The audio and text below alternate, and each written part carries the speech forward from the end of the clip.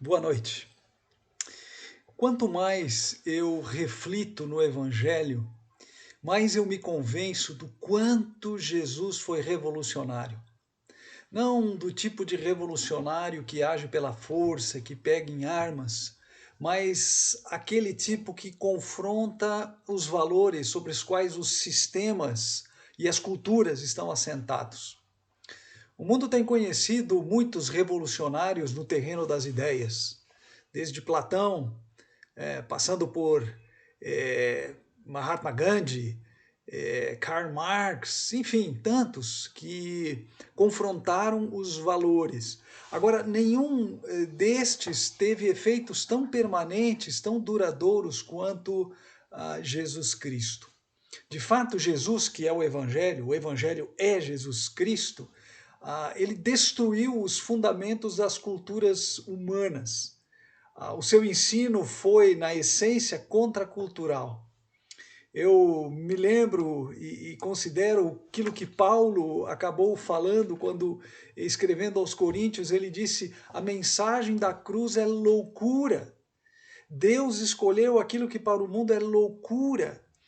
Não faz sentido, isso vai contra a cultura estabelecida do tempo de Cristo e dos nossos tempos também.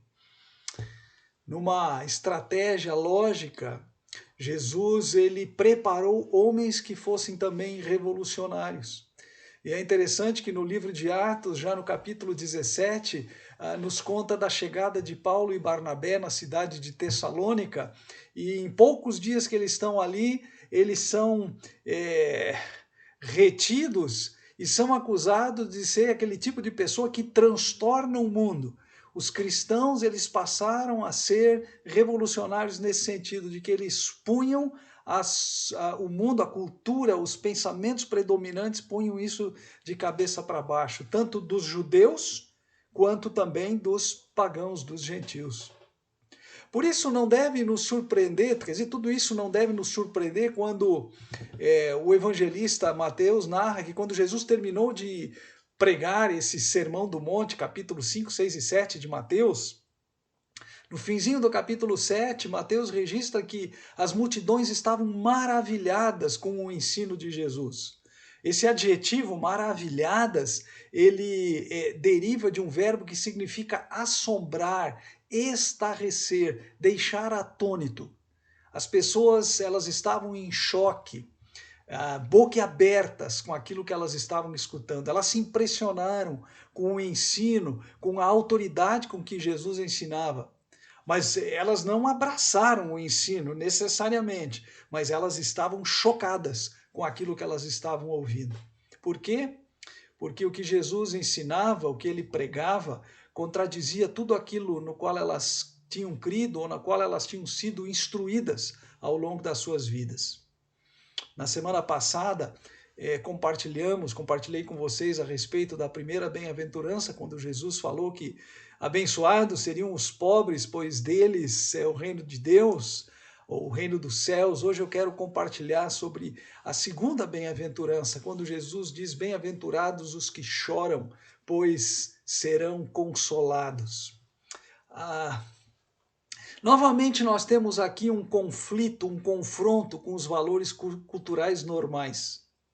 Porque chorar é algo do qual a gente se afasta, a gente foge, a gente evita. Chorar é expressão de tristeza. E tristeza não parece, para a lógica comum, ser algo abençoado. Vamos pensar um pouquinho a esse respeito.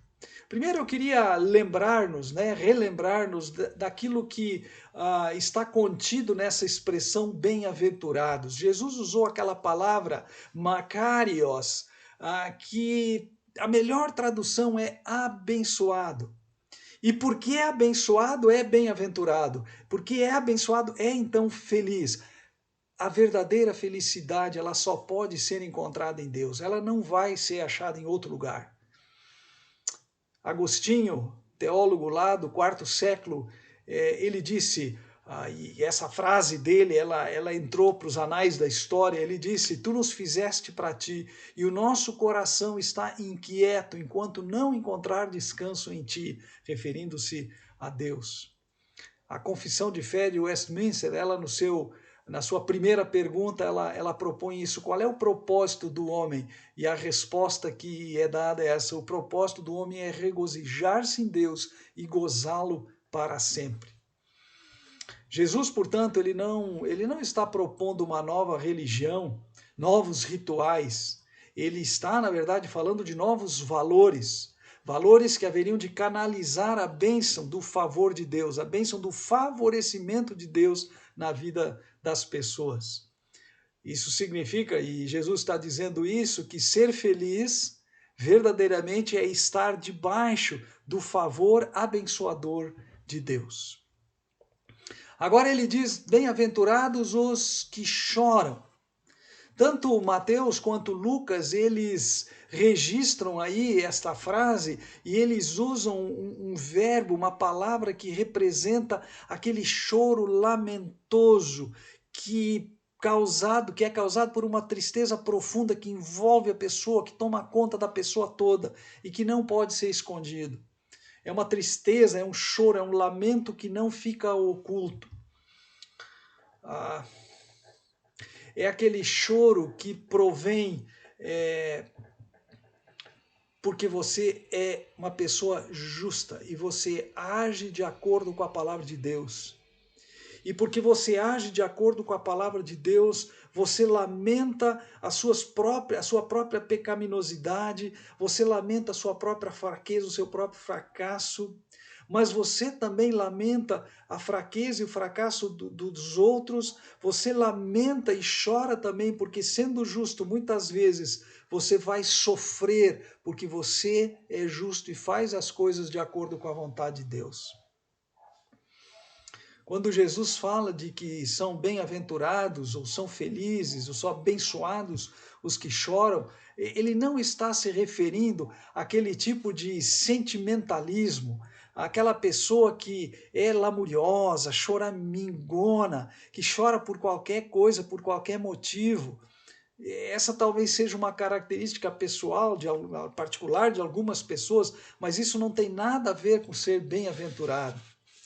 Jesus também não está se referindo aqui àquele tipo de hipersensibilidade pessoal, aquela pessoa que sente-se mal com qualquer coisa que aconteça, ela vive chorando porque está se sentindo ofendida ou está se sentindo abalada.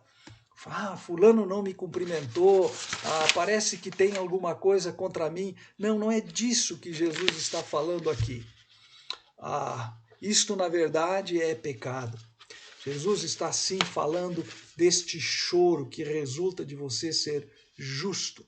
Um choro que faz você reconhecer sua própria pecaminosidade, mas é este choro, este sofrimento, esse lamento que vem também sobre a sua vida porque você faz questão de andar dentro da palavra de Deus. Talvez seja por isso que no final das suas bem-aventuranças o Senhor fale a respeito daqueles que são perseguidos por causa do nome de Jesus, são perseguidos, são insultados, são difamados por conta da sua postura à luz da palavra de Deus. Quando nós reparamos no contexto, na audiência, nas pessoas que estão ali cercando Jesus nesse momento do seu discurso, nós nos deparamos, e eu quero voltar aqui para Mateus capítulo 24, Mateus capítulo 5, versículos 23 e 24, onde nós lemos assim: Jesus foi por toda a Galileia, ensinando nas sinagogas deles, pregando as boas novas do reino e curando todas as enfermidades e doenças entre o povo. Notícias sobre ele se espalharam por toda a Síria, e o povo lhe trouxe todos os que estavam padecendo vários males e tormentos, endemoninhados, epiléticos e paralíticos, e ele os curou. Repare que nós temos aqui um agrupamento de pessoas sofridas, pessoas necessitadas. elas estão vitimadas pelo pecado nas suas múltiplas consequências, né? O pecado que afeta o corpo, que afeta a alma. Este é o pano de fundo do ensino de Jesus nas bem-aventuranças. Isso me leva a pensar que o choro a que Jesus se refere é aquela reação que Deus espera que nós tenhamos quando somos confrontados com essa realidade do pecado. Eu lembro de várias situações registradas no Novo Testamento de pessoas que choraram ou que choram. Eu lembro, por exemplo, de Pedro, que chorou amargamente depois de ter negado a Jesus, reconhecendo o seu fracasso pessoal, a traição que ele cometera contra o Senhor.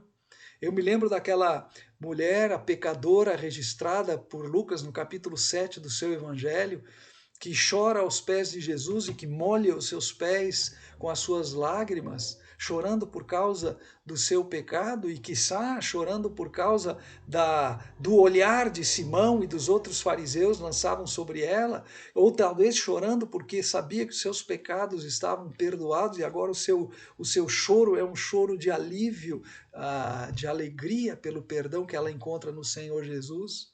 Maria, irmã de Lázaro, chorando quando Jesus vem, já Lázaro sepultado há 4 dias, e ela se prostra diante do Senhor, sentida pela perda do seu irmão, sabendo que a morte é o resultado final do pecado.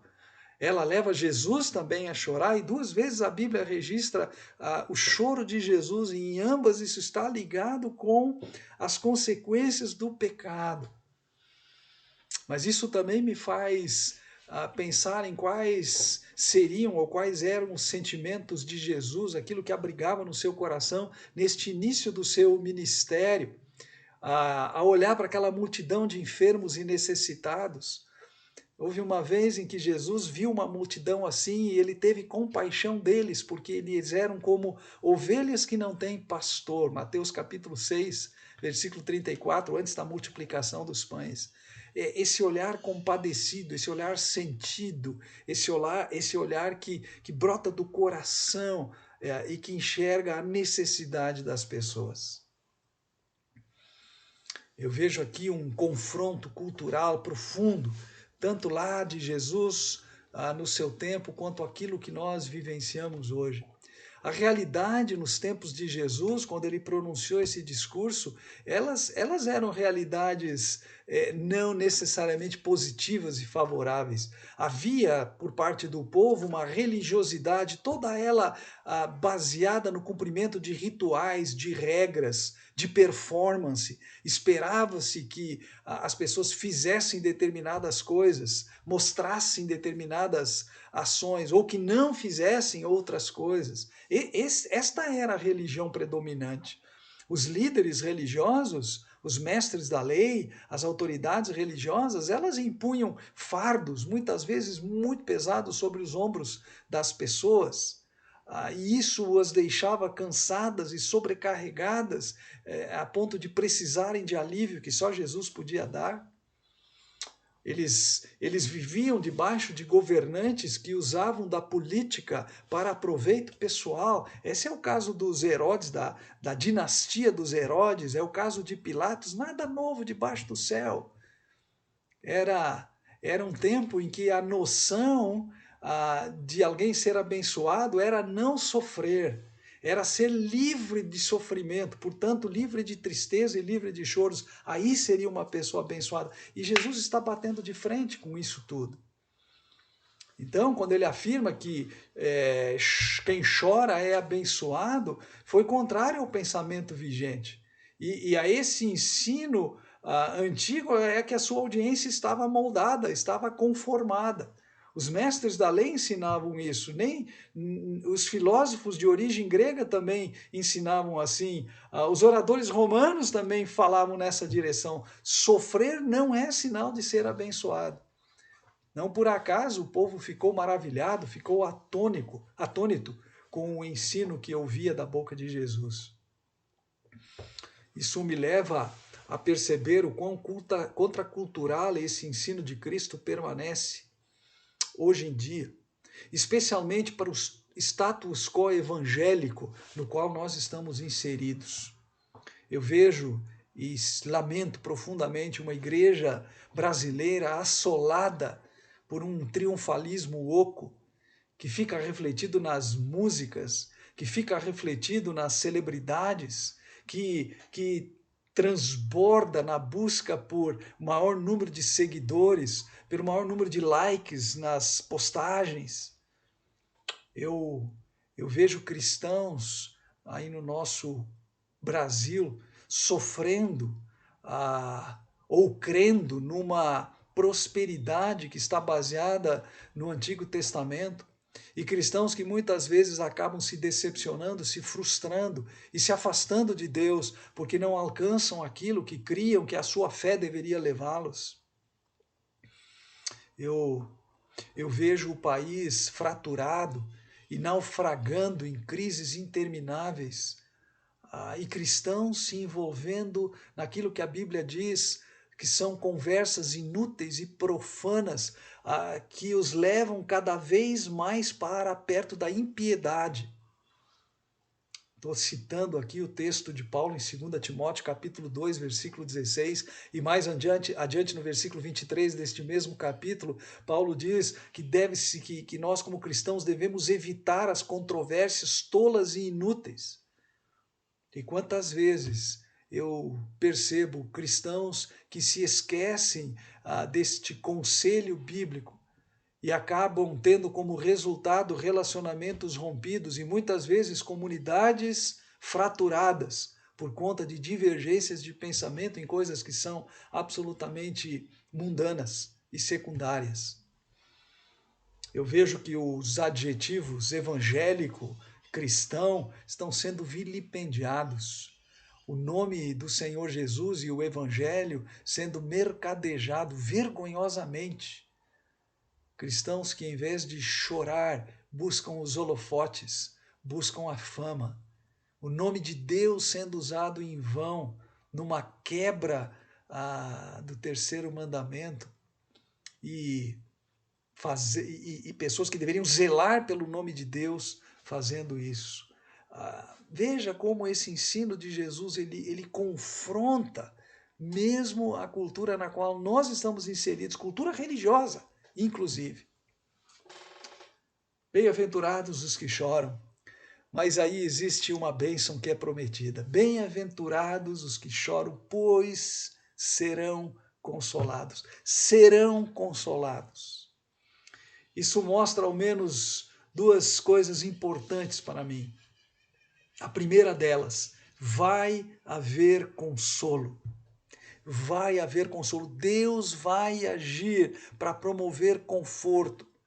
E invariavelmente, Deus vai agir para favorecer uma mudança da situação, que aquilo que causa o choro, que causa o lamento, que causa a tristeza, vai ser substituído por outra coisa, que vai trazer a paz e vai trazer a alegria.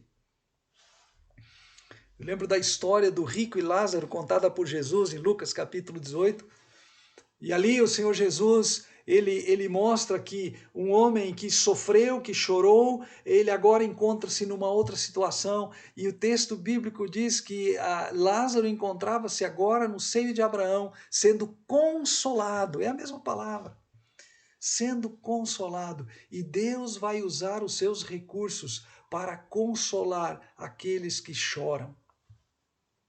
Ele vai usar pessoas que vão encontrar-se com aquele que chora e vão trazer uma palavra de exortação, uma palavra de encorajamento, uma palavra de consolo, que vão dar um abraço consolador. Sim, Deus vai usar isso. Deus vai usar a igreja. Aliás, esse verbo ser consolado, ele provém da mesma palavra a que Jesus se refere ao Espírito Santo, o Consolador. E a igreja é o ambiente, é o lugar onde o Espírito Santo habita e onde o Espírito Santo ministra, de forma que a igreja ela precisa se caracterizar por ser um ambiente de consolação. E quando eu estou chorando, é ali, é a igreja, o ambiente onde o Espírito Santo vai trazer consolo para o meu coração, para a minha alma. Deus vai usar a sua palavra consoladora. sempre renovada para trazer consolo para o nosso coração quando ele está atribulado e amargurado. Então a primeira verdade é essa: vai haver consolo. Deus diz, o Senhor Jesus diz, serão consolados. A segunda verdade é que, se é verdade que a gente chora porque anda na palavra, porque anda na verdade, porque é justo aos olhos de Deus, não é menos verdade que esse choro vai ter fim. Esse choro tem data marcada para terminar.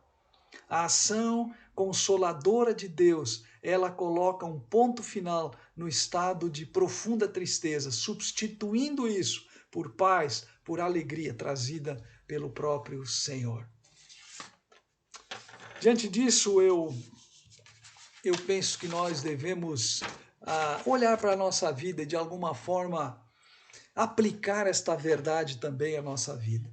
O que nós temos aqui é Jesus dizendo que a bênção do consolo divino, ela está garantida para todos aqueles que se mostram conscientes e sofrem por causa do pecado ou sofrem porque são justas.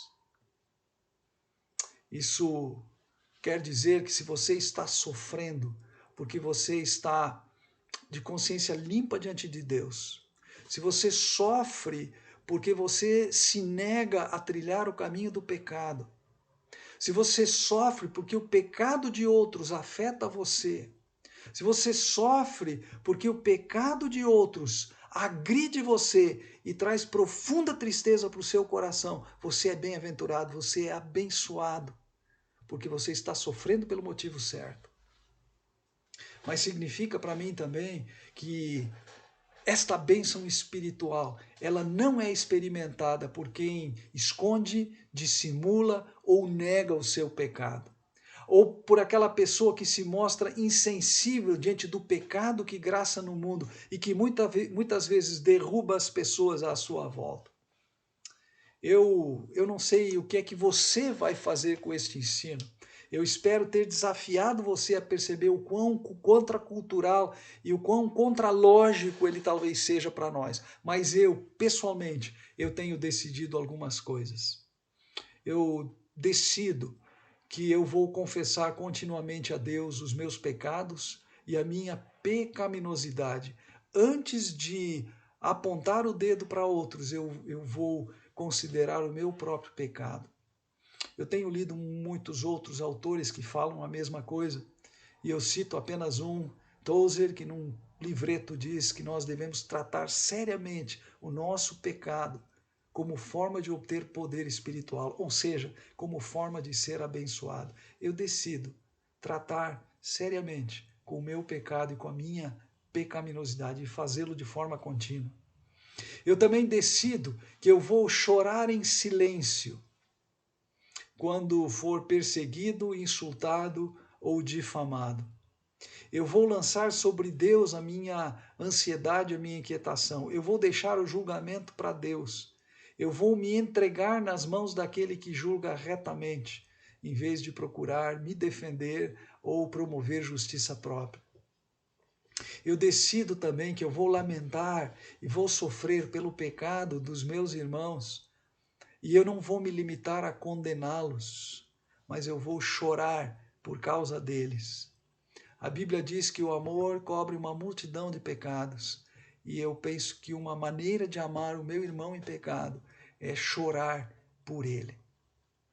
Eu decido também que eu vou clamar secretamente por meu país, pelos seus governantes e pelo seu povo. Nós estamos nesta semana passando de 50 mil mortos pelo Covid-19. Eu sei que os números talvez não sejam exatos, há subnotificação e há outros casos em que a morte se deu por outra razão, outro motivo.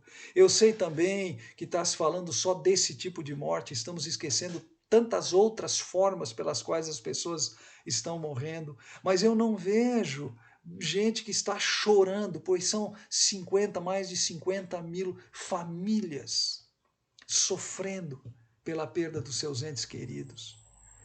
Eu me sinto consolado quando eu ouço ou eu assisto alguém que perdeu um familiar, mas que entende que esse familiar agora está nas mãos de Deus. Eu identifico aí pessoas que têm colocado a sua fé em Jesus Cristo.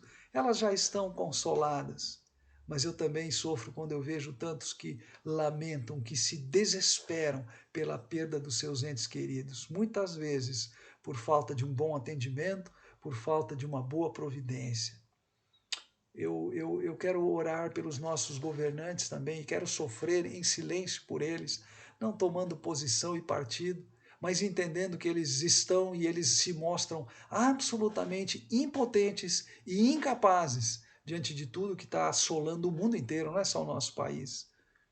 Eu quero orar pelo nosso povo, pedindo que o nosso povo tenha a oportunidade de conhecer a Jesus Cristo, o Salvador do corpo e da alma, o doador da vida eterna, enquanto há tempo de conhecê-lo. Eu também me comprometo, finalmente, de colaborar com a minha vida para que a nossa igreja não se contamine nem com triunfalismo, nem com mundanismo e nem com sectarismo. Pelo contrário, quero ser um agente da paz de Cristo e da unidade do Espírito no vínculo da fé. Eu não pretendo mudar o mundo, mas eu pretendo ser abençoado. E eu espero que você também pense desta forma. A Bíblia diz que o choro pode durar toda a noite, mas a alegria vem pela manhã. Salmo 30, versículo 5.